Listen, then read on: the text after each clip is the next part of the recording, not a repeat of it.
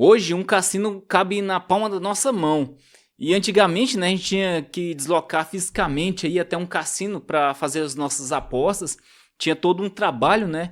E hoje tá aqui, ó, um clique aqui a gente já começa a apostar. E os cassinos, né, de agora, eles têm uma propaganda muito agressiva, né? A gente tá vendo aí a Copa do Mundo o tempo todo, né? Propaganda de bets e assim, a gente vê propaganda em feeds, stories, o tempo todo ali, em comerciais. Não para, né? Eles bombardeando a gente. E é isso que a gente vai ver no vídeo de hoje. Se as bets deveriam ser proibidas, se as propagandas delas deveriam ser proibidas, os impactos que elas estão causando aí pra gente, né? E assim, a gente vê também o lado dos influenciadores que fazem propagandas dela. A gente vai ver tudo isso. E a gente vai começar com as propagandas, né? Que é a forma agressiva que elas têm de captar usuários. Vamos ver primeiro a opinião de Joel Paviotti. Enquanto eu vim pra cá, eu vi 8 propagandas de bets. E elas estão em todos os lugares. Você liga a TV, você liga no YouTube. Quando faço um vídeo de 15 minutos, pelo menos 3 propagandas que aparecem podem ser de bets. E lá no Inteligência Ilimitada, ele também mostrou uma foto, né, um print de um jogo, só para mostrar a quantidade de propagandas que tem. 1, 2, 3, 4, 5... E o sexto lá na ambulância. Tá vendo? Não, sem contar o que tem na camisa dos jogadores, né? Fora o que tem na camisa dos jogadores. E nos juízes. E dos juízes. Isso aqui é pra popularizar os bets, né? Os caras não têm muita força pra fazer o cara fazer o cadastro ali. E o jogo se espalhou, né? E as pessoas jogam em todos os lugares. Anda pelos lugares olhando pros celulares. Não, cara, eu ando de trem. A galera que tá todo mundo jogando, cara. Você só ouve os barulhinhos de jogo, você olha, a tiazinha do lado, ela tá jogando, ela tá com o celular apoiado na Bíblia, jogando, sabe? Olhem pros celulares, assim, até o Candy Crush, que era o jogo viciante, mas que era um jogo casto, sim, fizeram já o Candy Crush pra pegar dinheiro já. E com vício em jogos, algumas pessoas elas perdem noção da realidade, né? E começam a fazer besteira. Eu tenho um funcionário meu de 10 anos que passou a me roubar por causa desse diabo, desse tigrinho, velho. Sabe, você vê família se acabando, pessoas se acabando, lares se acabando, empregos se acabando, por causa dessas bets, velho. E chega ao ponto da pessoa praticamente destruir a família. Pra ser sincera com você, ficaram dívidas impagáveis. Como eu estava relatando anteriormente, a gente sobreviveu 3 meses por doação. E chega o caso da pessoa deixar de ser ela e às vezes tirar a própria vida. Em empréstimo, por quê? O jogo corrompeu a minha irmã. A minha mãe não gosta quando eu falo isso, mas eu falo pra ela, mãe, é a verdade. O jogo transformou a Ângela que a gente conhecia em uma pessoa que a gente descobriu depois de tudo isso, que se alguém chegasse pra mim e falasse, eu falava, mentira, ela não fez isso. Ela chegava pra minha mãe e falava assim, mãe, eu preciso que você olhe aqui porque eu tenho que mandar uma prova de vida pro INSS. A minha mãe, analfabeta, leiga, não entendia nada, e ela olhava. Era um empréstimo num banco online. E as propostas que as bets chegam, né? As bets, Tigrinho, essas empresas aí de aposta.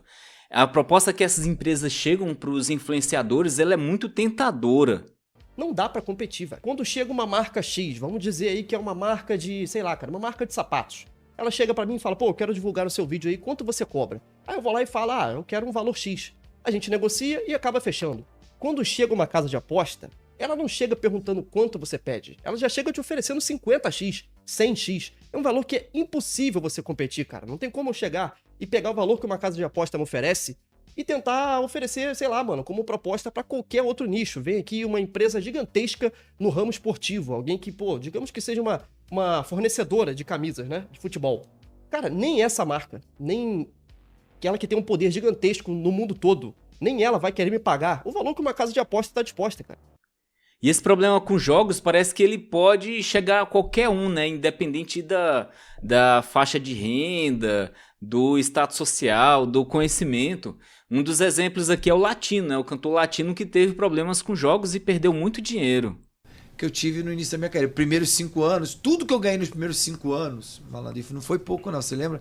Pô, a gente era o maior vendedor de disco. A gente, eu tinha shows meus, até aparições em TV, tinha pessoas que até pagavam pra gente ir. Então, qualquer videozinho que eu fazia valia milhões.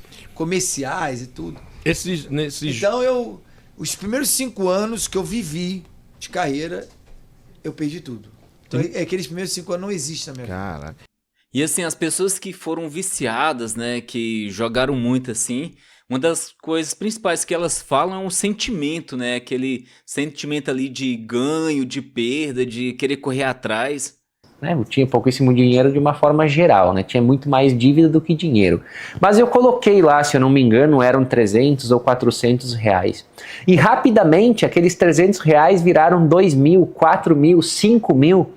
E aquilo começa a gerar uma euforia muito grande, né? E parece que tudo muda. Porque assistir um jogo de futebol, tendo apostado naquele jogo, é muito mais emocionante do que apenas assistir o jogo de futebol. Então eu não queria mais assistir sem ter apostado, porque a emoção era muito maior. E eu assistia o jogo vidrado, torcendo, vibrando, conhecia os jogadores, sabia onde tinha apostado, o que eu queria que acontecesse. E se aquilo não acontecia, dava uma bad muito grande, uma sensação de tristeza muito grande, porque eu não só tinha perdido o jogo do time que eu queria que ganhasse, mas eu também tinha perdido dinheiro nisso. E aqueles 5 mil começavam a virar 3 mil, 2 mil, 1.000, 200 e era zero, né? Então de 200 fica 5 mil, de 5 mil fica zero. E era sempre esse ciclo. E o problema com a aposta fica mais sério quando a gente chega nisso aqui, ó. Beneficiários do Bolsa Família gastam 3 bilhões de reais com bets em agosto, né? Isso aí em um único mês. Isso aí, ó, essa reportagem é de 2024. Tanto é que eles proibiram, né, de pessoas que recebem auxílio do governo, as pessoas que recebem de poder fazer apostas, né, em casa de aposta, em bets. Como você tem um cadastro do Bolsa Família e agora com a regulação você também vai ter o cadastro dos apostadores, você casar os dois cadastros e impedir que a pessoa que está no Bolsa Família faça apostas. E pelo que o pessoal fala, proibir totalmente as bets não é o melhor caminho, porque sempre existe um caminho alternativo aí para as pessoas poderem jogar. A alternativa que o pessoal fala é poder regular, né, as bets que estão aqui para que o governo possa arrecadar e ter um controle ali, mesmo que mínimo, né, ter um controle sobre elas. Porque a China proíbe as apostas e nós temos quase 200 milhões de chineses que apostam regularmente. Então, a China é a maior prova que proibir simplesmente não resolve o problema. A China é o exemplo de quão ineficaz e inócua é a proibição pura e simples. Outro ponto que o pessoal fala sobre propagandas de bet, né? Delas estarem na camisa dos clubes, em todos os lugares, fala que tirar ela de uma vez também pode ser complicado, porque o sistema está totalmente dependente delas agora. Já ouvi você dizendo que a gente não pode proibir a publicidade nesse momento, porque vai quebrar o sistema que está apoiado hoje na publicidade das casas de aposta. Pode ser que daqui a 5 anos seja possível fazer isso, como o cigarro saiu da Fórmula 1. E há pessoas também que falam o seguinte, que com esse patrocínio aí das bets, houve uma melhora no nosso futebol. Sabe? Um dos maiores motivos do Brasil estar melhorando o seu esporte, assim, o nível dos jogadores que vêm pra cá, é do dinheiro de casa de aposta. Isso já não tem mais como parar, velho. É papo de que, se sair, ferrou. Muito time que vai quebrar. Cara, e rola muito dinheiro nessa brincadeira. Pra você ter uma ideia, olha essa notícia. Bets projetam até 31 bilhões de reais em aposta durante a Copa. 31 bilhões de reais. Isso aí é uma grana bacana. Para você ter uma ideia aí de quanto é injetado no futebol brasileiro pelas bets, a gente tem um contrato aqui, ó, do Flamengo de 2019 com o BRB, ó, esse BS2 aqui. E ele pagava ali pro Flamengo 15 milhões de reais por ano. E agora, 2025, a gente tem aqui, ó, o contrato com a Betano. Aqui, ó, novo contrato do Flamengo. Tá, com a Betano aqui, ó, o valor é esse daqui, ó, 268 milhões. Eu vi que tinha outros contratos ali na época do BRB de mais ou menos 30 milhões. Agora, olha isso aqui, 268 milhões. É difícil outra empresa competir com isso, né? É muito dinheiro. Olha, isso aqui é o que ele vai pagar de uma parcela, né? Depois vai pagar o restante. E aqui a gente vê, né, que praticamente todos os clubes estão dependentes das bets, né? Aqui, ó, todos do Brasileirão, ó, 90% dos times da Série A deste ano tem patrocínio master de empresas de aposta esportiva. Quer dizer, tá todo mundo dependente delas. O André Sica leu um manifesto nessa audiência pública assinado por 30 clubes das séries A, B, C, D, clubes sem série, dizendo, explicando que proibir publicidade de aposta agora levaria ao colapso o futebol brasileiro, o colapso econômico. E nesse embalo aí, né, nessa tentação das bets oferecendo muito dinheiro, muitos influenciadores acabaram aceitando. Uns se arrependem, outros não. A gente vai ver aí um pouco aí dessa situação. Pô, Gustavo Lima fez contrato com o Bet? Fez. Quantos outros artistas fizeram? Quais programas de televisão fizeram? Quantas televisão fizeram? Todos os times de futebol fizeram. Então você vai ter que mandar prender o país inteiro. Não é justificando, né, que não haja justiça para isso. Tem que haver justiça. E quando se identifica algo que chama atenção, investiga. Tenho noção da responsabilidade, por isso eu deixo claro em todos os meus stories, tudo que tem que ser feito. Eu não faço nada fora da lei, nada que não está regulamentado. Não faço nada que não é permitido. E eu vejo que a maioria desses influenciadores, eles tratam essas propagandas de bet só como mais um trabalho mesmo. Minha relação com plataformas de apostas foi só como influenciador. Eu fiz campanhas publicitárias contratadas e recebi como qualquer outra publi. E tudo foi documentado de forma legal dentro do que era permitido na época. E muitas vezes, né, como uma forma de defesa, esses influencers, eles tentam generalizar a culpa. Se eu divulgo hoje é porque o Congresso o aprovou, então acho que esse pensamento deveria vir de vocês também, esse pensamento. Eu estou fazendo o meu trabalho, eu não obrigo ninguém a jogar. Sei que rola muita grana nessa brincadeira, né? E eles nem gostam de divulgar aí quanto ganha para fazer essas propagandas. Qual foi o maior valor que a senhora recebeu por uma campanha de apostas? Eu me reservo no direito de ficar calada.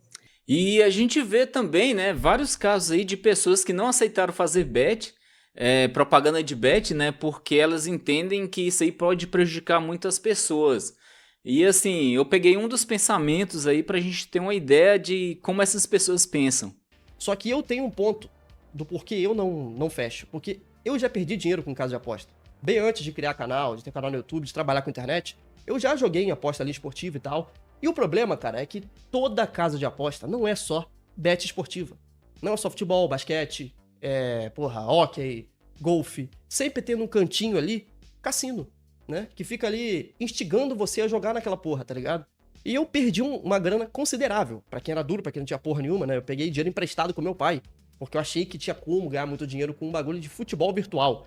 Nada mais é que um cassino aquela porra lá, tá? Na Bet365. Eu perdi uma grana que eu não tinha como pagar, mano. Então assim, mano, é uma situação que eu me pego pensando, pô, velho, se eu que sou um cara que tive boas condições de vida, assim, de estudo, né? Estudei numa escola boa, sempre me considerei alguém que, porra, é centrado, sabe? Se mesmo eu, sem perceber, eu caí nesse bagulho, eu já tava ali apostando, já tava perdendo dinheiro, mano. Ficando desesperado. Eu lembro da sensação de merda que você tem quando você perde um valor que você, porra, não podia perder, sabe? A gente sempre pensa, mas é só um pouquinho, mas o cara que perde tá dando mole, mas aí é culpa de quem não tem controle. O problema é que muita gente não tem controle. Você pode ser um viciado e nem sabe. E para você ter uma ideia da sede, né, dessas casas de aposta, até o padre Patrick foi assediado aí para poder fazer divulgação. Neste início, algumas plataformas me procuraram. Eu lembro de uma proposta de valor, eu não saberia dizer qual delas. Depois eu posso ver, que me procurou, me oferecendo naquela época, que foi bem no início, que acho que eu ainda não tinha 1 milhão de seguidores no Instagram, R$560 mil. Atualmente o padre Patrick é contra essa divulgação das casas de aposta. Para mim, os danos psicológicos que são os piores. Eu falo os danos psicológicos piores mais do que os financeiros para estas pessoas. Se você quer relato, eu acho que semanalmente de 1 a 2 pessoas, quando eu estou em Paropebas ouvindo, me procuram, ou a própria pessoa, que geralmente não é, porque uma pessoa viciada, gente, ela tende a negar. É aquele tipo de coisa, né? Eu paro quando eu quero, eu tenho controle sobre a situação. Então, quando a pessoa chega ao ponto de reconhecer que está doente, que precisa de ajuda, aí a gente já está falando de um estopim, assim, sabe? De quem não aguenta mais. Ele defende que os influencers, né, não façam propaganda dessas casas de apostas. E aí eu não sei até que ponto isso é possível. Seria proibido influenciadores de divulgar. Eu acho que seria o meio, talvez, que deveria... Eu acho que deveria ser proibido de divulgar casas de apostas. Cara, pelo que eu tô vendo, essas casas de apostas, essas bets, elas não vão deixar de existir tão cedo. Então, assim, toma cuidado. Se você estiver percebendo, assim, tenta se ver, né, pra ver se tá perdendo controle ou coisa do tipo. Pelo que eu entendi, não existe um tratamento para isso, mas existe os Jogadores Anônimos, que é um site, deixa eu até colocar ele aqui, é um site que tem a intenção de ajudar pessoas que estão dependentes, né, que estão viciadas em jogos. Isso aí pode ajudar, e tem também um conselho de uma psicóloga.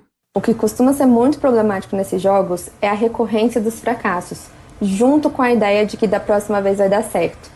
E isso vai gerando um comportamento de dependência e de necessidade de que eu preciso apostar ainda mais porque uma hora eu vou conseguir.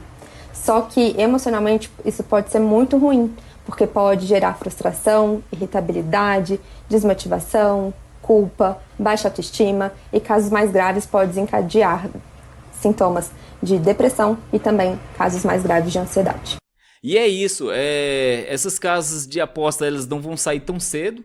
Existem várias pessoas, né, clubes de futebol aí, dependente do dinheiro dessas bets, dessas casas de aposta. E assim, muitas pessoas divulgam, né, que é uma forma de trabalho também, não estão totalmente errado. Mas assim, o que a gente pode fazer é tomar cuidado com isso, né? Enquanto aí não existe uma forma de bloquear isso, o que a gente tem que fazer é tomar cuidado com isso, né? Ver os nossos familiares também, ver se ninguém tá com problema com isso aí, tentar ajudar antes que aconteça alguma coisa mais séria, né? Então é isso, a gente tem que tomar cuidado e a gente tem que se proteger, né? Se adaptar ao problema. Bacana, até o próximo vídeo. Valeu!